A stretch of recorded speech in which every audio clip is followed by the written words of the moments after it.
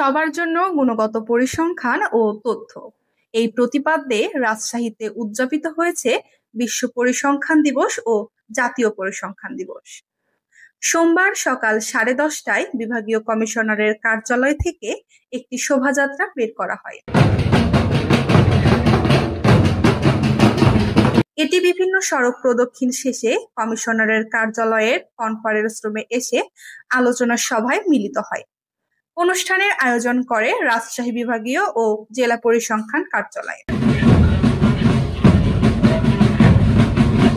সভায় প্রধান অতিথি ছিলেন বিভাগীয় কমিশনার খন্দকার আজিম আহমেদ। অনুষ্ঠানে সরকারি কর্মকর্তা, শিক্ষক, সাংবাদিক, পরিসংখ্যানবিদ ও বিভিন্ন দপ্তরের প্রতিনিধিরা উপস্থিত ছিলেন। সূচনা ইসলাম, উত্তরভূমি, রাজশাহী।